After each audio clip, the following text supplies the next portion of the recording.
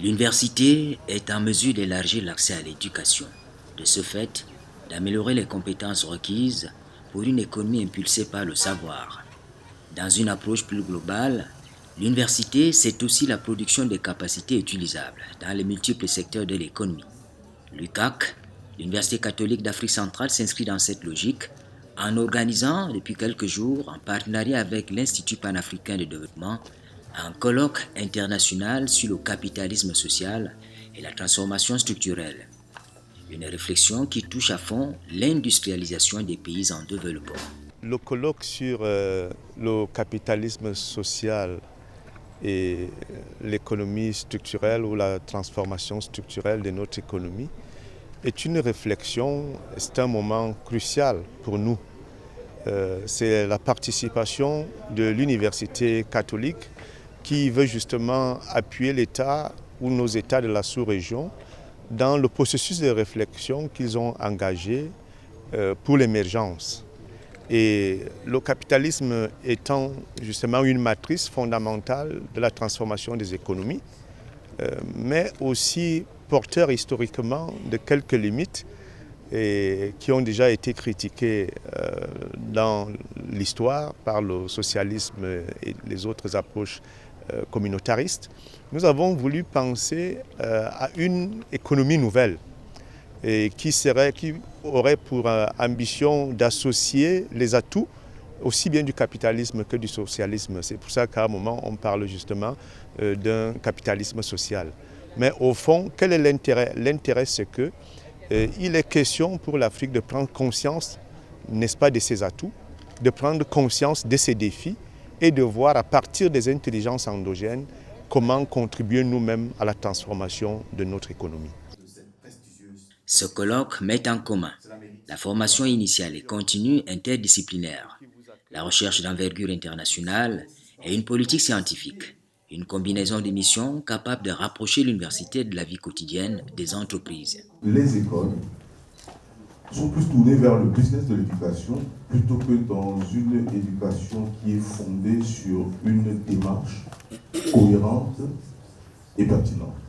Pourquoi est-ce que les opportunités sur le terrain sont déconnectées de la vie éducative?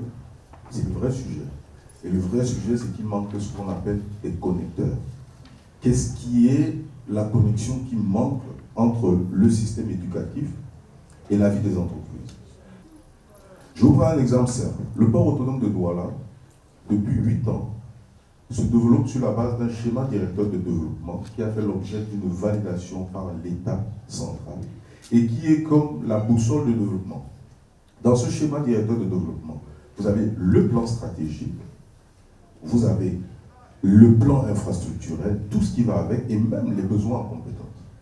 Alors s'il n'y a pas un connecteur qui permet aux universitaires de s'approprier de ce type d'outils et de se dire, ok, nous allons refonder la démarche éducative dans notre université, pour s'aligner à cela, je pense qu'il y aura toujours des soucis. Pour nous, au port de Douala, on considère que la distance, ou le problème, c'est les connecteurs. Vous voyez, aujourd'hui, sur le port de Tribi, le port de Douala, nous sommes présents. Notre message, c'est de dire aux universitaires, sortez des universités, provoquez les entreprises, il se passe des choses, ça peut être des cadres de discussion, il se passe des choses, et vous devez participer à la construction du développement de ces entreprises.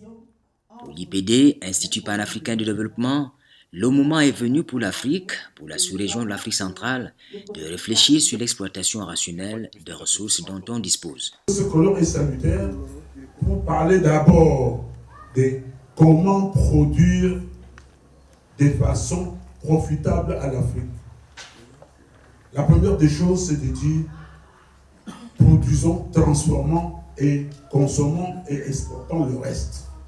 Ça, c'est la réalité qu'il faut faire pour que l'économie africaine prenne. Et nous avons de la chance, aujourd'hui en Afrique, d'avoir des États qui ont des compétences déjà réelles. Ça existe.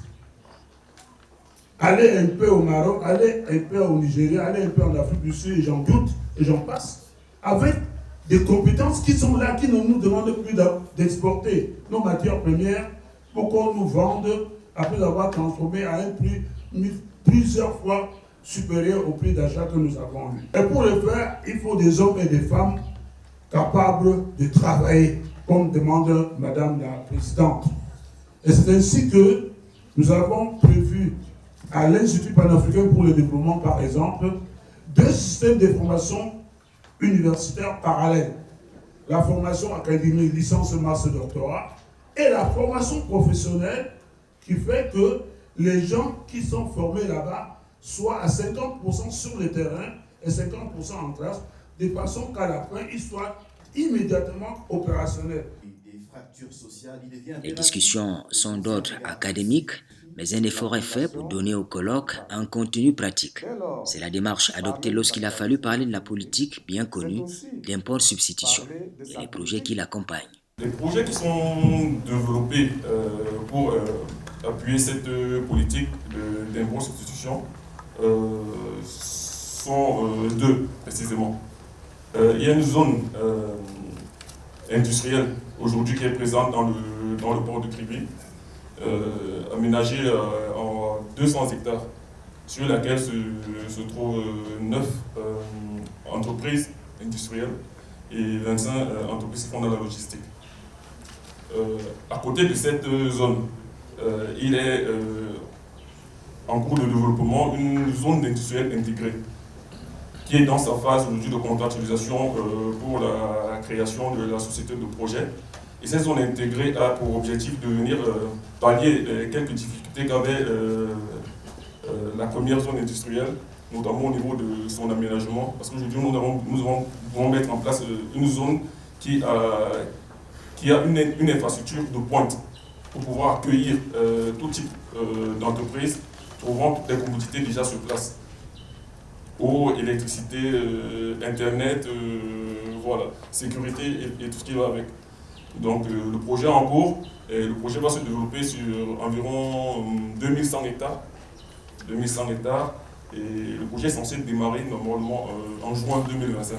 Concernant ce projet, l'estimation en termes d'emploi attendue, c'est 150 000 termes, directs et indirects.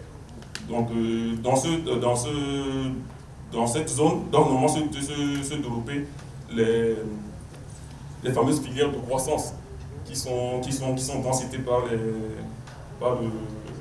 la partie publique. Nous faisons partie de la partie publique, donc la transformation du cacao, la transformation du coton, le développement du secteur minéralier avec le développement des instituts métallurgiques et sidérurgiques.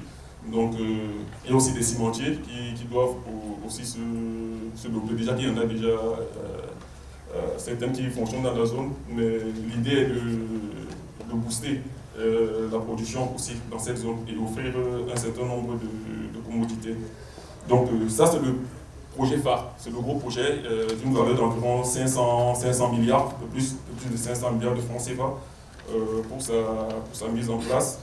Et à côté, il y a aussi un projet qui est celui d'accompagner les entreprises qui vont intégrer cette zone-là, parce que la question du financement est toujours un problème.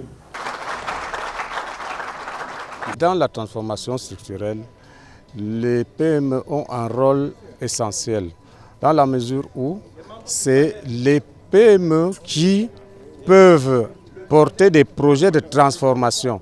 C'est ce que j'ai appelé les entreprises de croissance. Parce qu'aujourd'hui, nous avons 2 catégories d'entreprises. Il y a les entreprises de croissance, c'est-à-dire des entreprises qui créent de la valeur, mais qui ne peuvent pas véritablement réaliser de grands bénéfices. Mais de l'autre côté, on a des entreprises de rendement qui exploitent plutôt la croissance et pour faire tout simplement des bénéfices.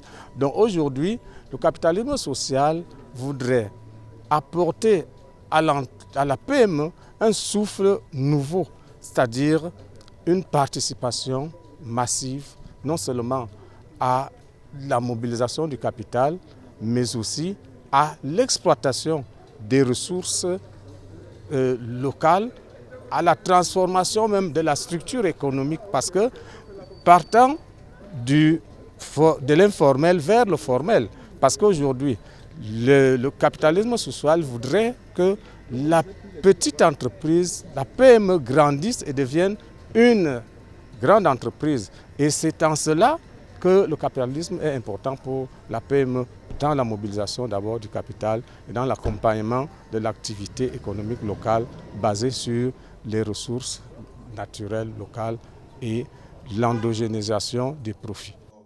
On attend bien sûr les actes du colloque.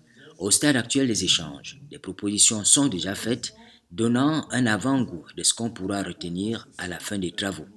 Il en est ainsi du financement des PME qui doivent s'ouvrir à l'actionnariat ou des tontines qui ne sont pas véritablement un système financier, mais un système d'épargne très ancien en Afrique, offrant des opportunités de placement intéressantes.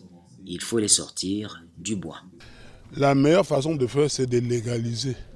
C'est de ne plus prendre les tontines comme quelque chose d'informel, comme un moyen créé par les Africains pour pouvoir développer.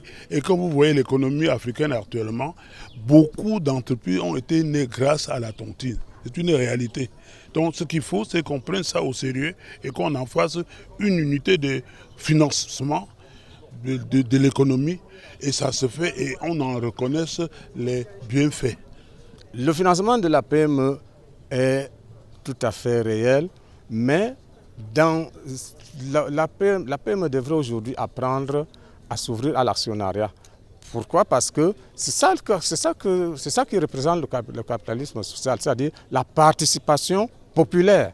Donc si la PME s'ouvre véritablement à l'actionnariat, elle sera une grande entreprise dans la mesure où vous avez des capitaux qui vous viennent un peu de tout le monde et même ça améliore la gouvernance de l'entreprise parce que très souvent les entreprises ne meurent pas parce qu'elles ne réalisent pas de bénéfices mais tout simplement parce que c'est mal géré parce que très souvent lorsqu'on est seul on confond la caisse de l'entreprise à sa poche personnelle.